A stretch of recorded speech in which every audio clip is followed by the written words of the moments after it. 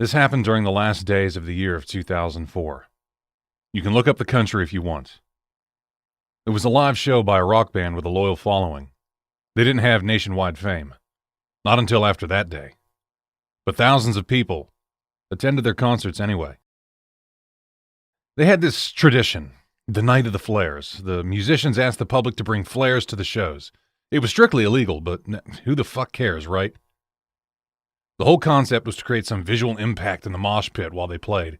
Usually, they played in small places that, according to law, could hold an audience of about 2,000 people, but they usually had 1,000 more. But who the fuck cares, right? The place they were playing that night had an issue not long before. A fire. Probably because of yet other flares in a show by a different band. The people who worked there reacted fast and solved it. It took all or most of the fire extinguishers, but they controlled it, suffocated it, and the music kept playing.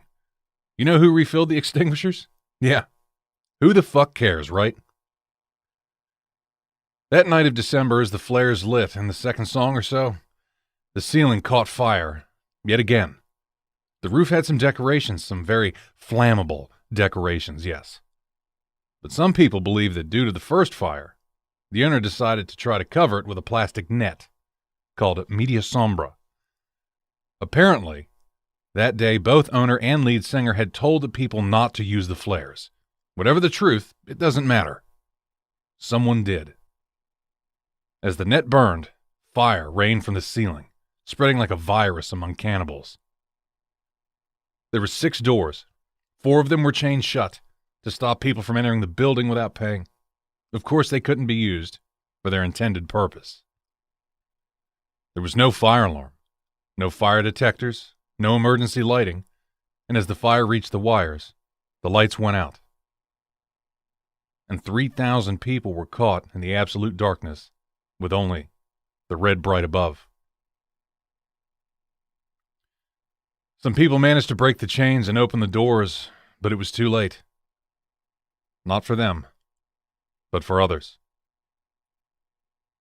For you see, after all of this, it was determined that the concentration of cyanide in the air was high enough to kill in minutes. In minutes, too, the firefighters came to the scene. One of the doors in the VIP area was locked with such skill they had to make a damn hole in the wall just to rescue some of the people trapped inside. The lucky ones died poisoned and suffocated. The unlucky ones by the fire. The unluckiest ones managed to get out, saving some of the people, but went back inside for their other friends. And never came back.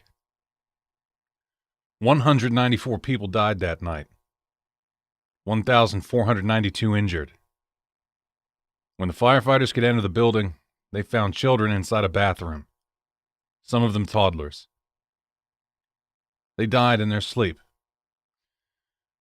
Don't ask me how a 4-year-old can sleep through a rock concert. I don't have an answer for you. And to be honest, I prefer not knowing. For some time there was a myth.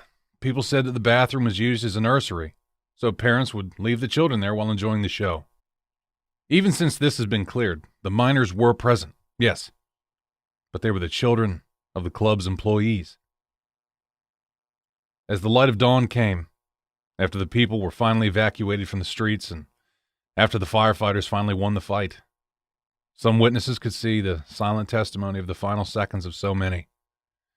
Hand-shaped stains on the walls, shoes spread around the floor, and the remains.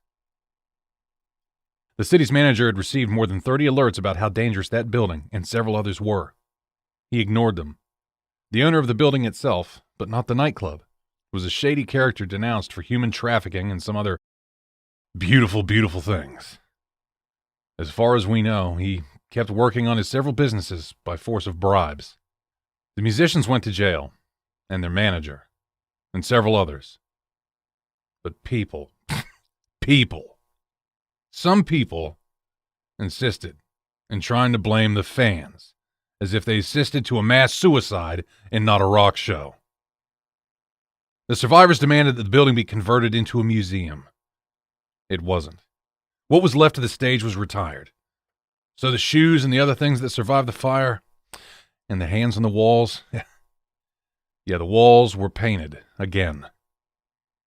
And the owner has refused to speak about it.